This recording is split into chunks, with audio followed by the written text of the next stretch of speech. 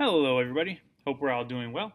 We are in Unit 3 and we're talking today about function notation and operations with functions.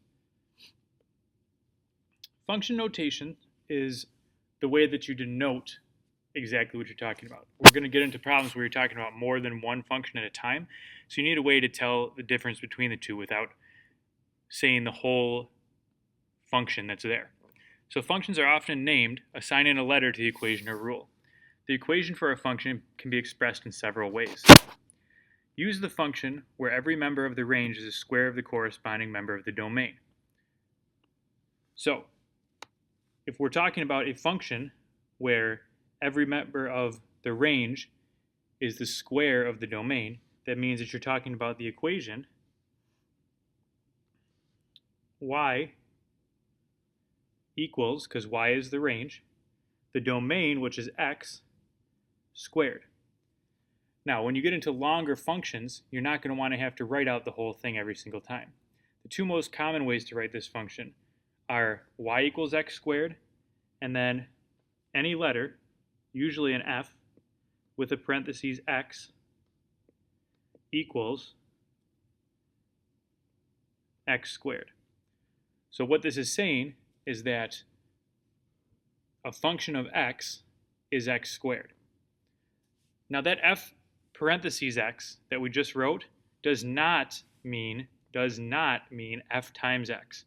Okay, this is the only time that two letters right next to each other is not multiplication. The notation f of x actually indicates the value of the function at the point x.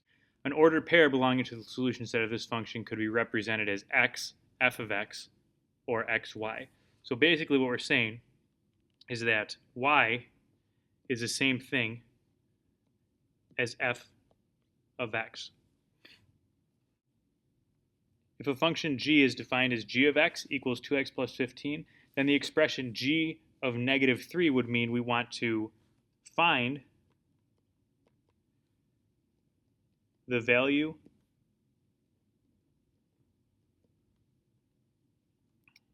of function g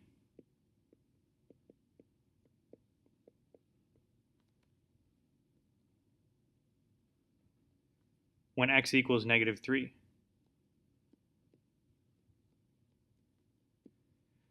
So all that's saying is that you're going to take out your x and you're going to plug in a negative 3. So for this, if we're doing g of negative 3, that's actually going to turn into 2, pull out the x and put in a negative 3, plus 15. From there, you just simplify the problem down.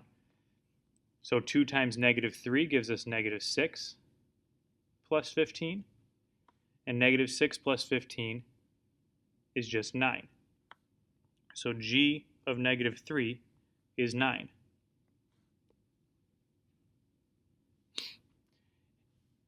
If we want to find f of x equals x squared minus 7, we want to find f of 9 and f of negative 5. So I'm going to go through 9, then I want you to try negative 5 on your own. So we're doing the exact same thing that we just said for the previous problem, but now instead of using negative 3, we're using 9.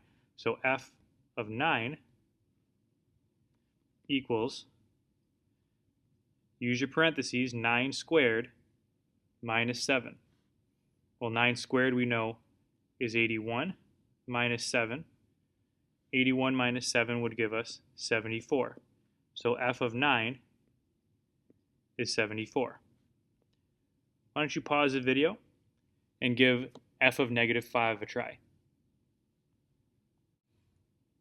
The graph of the function f is shown. We want to find each of these values. So we're going to do negative 2 together, and then I want you to try 0 and 4 on your own. So if we're looking at negative 2, we want to find negative 2 on our graph, and we want to see where is our graph at negative 2. Well, from here, we can go down, and we find where we hit the graph is right here. So the value at negative 2 is also negative 2.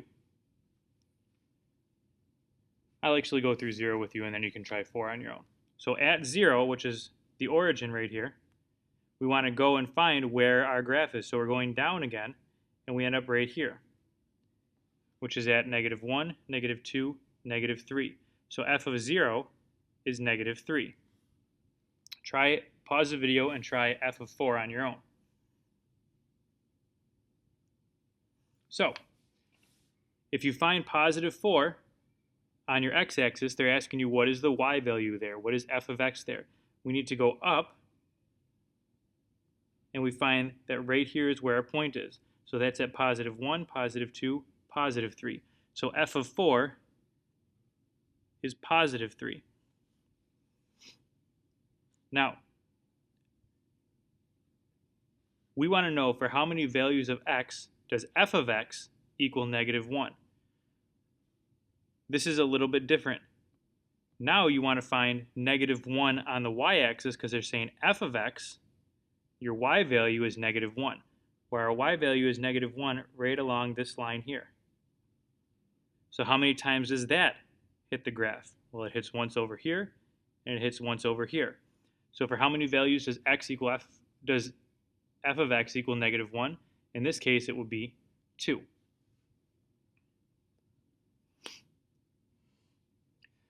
The 4 basic functions, or operations, addition, subtraction, multiplication, and division, can be used on functions just like on any other polynomial or radical or rational or anything like that. So if you're given 2 functions, an f of x and a g of x, there's 4 things you can do with it. You can do the sum, which means you're going to take f of x and you're going to add g of x to it.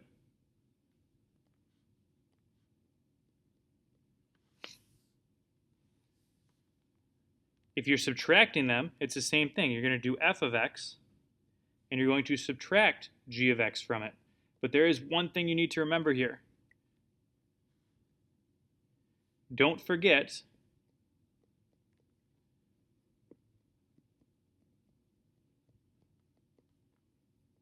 to distribute that minus sign.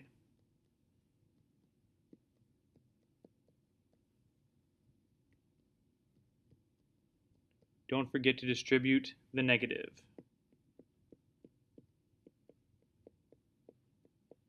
With an exclamation point, because I know someone's going to do it. F of x times g of x is going to be exactly like I just said it. F of x times g of x.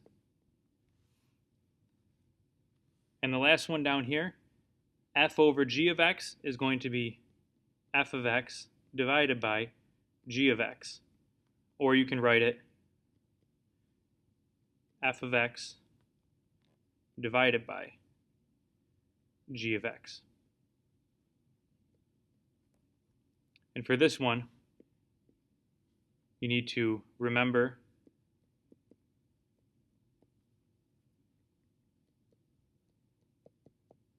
to simplify.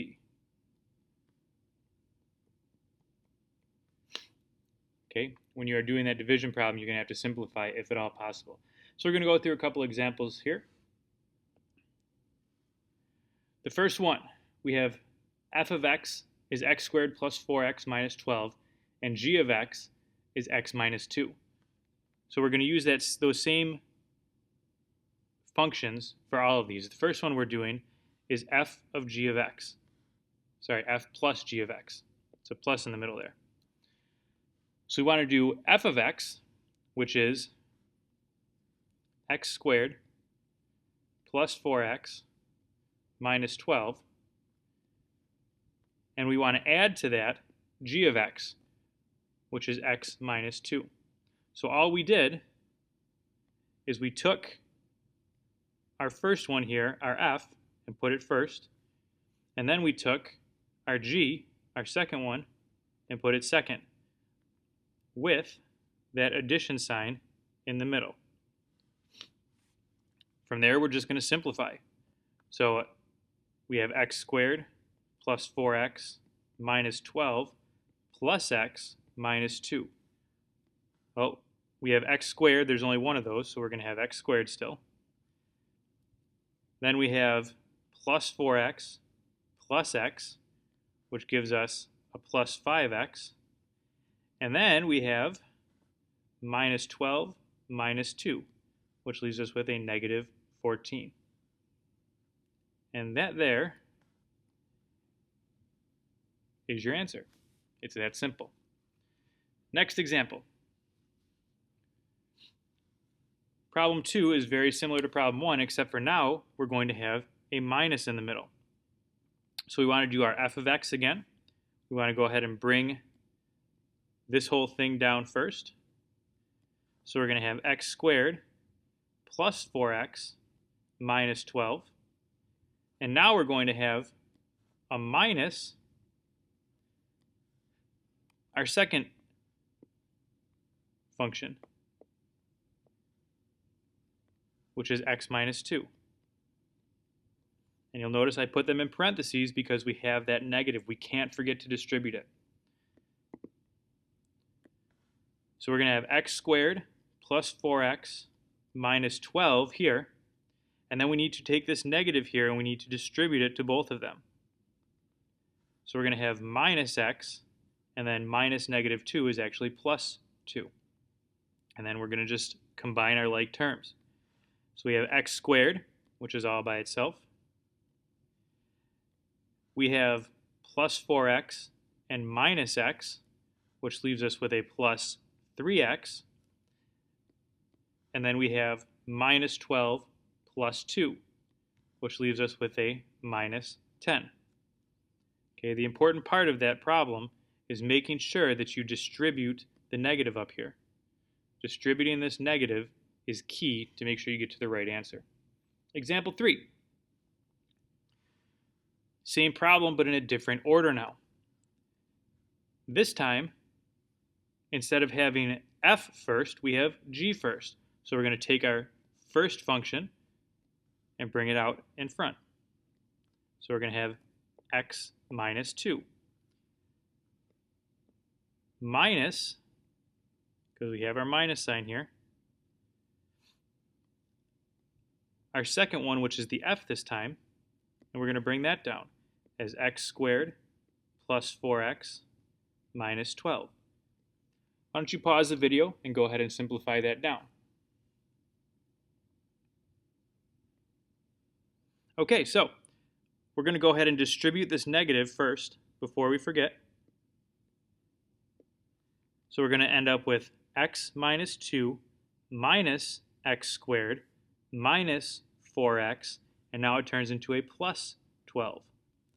As we go ahead and simplify that, we're going to end up with a negative x squared this time. And I'm just going in order of exponents, of the highest exponent first. So negative x squared. Then we have a positive x and a negative 4x, which is minus 3x. And at the very end there, we have a negative 2 and a positive 12, which is positive 10. So I hope you got that right. Simplifying it down, as long as you remembered to distribute your negative, you should have been okay. Number 4, getting a little more complicated now. This time, instead of addition or subtraction, we have a little bit of multiplism going on. So same thing as before, we want to go ahead and take our first function, which in this case is the f, and bring it down. So we have x squared plus 4x minus 12. And we're multiplying now, so you can either put a multiplication sign in between or put them in parentheses. And we want to bring our second function down, which is x minus 2.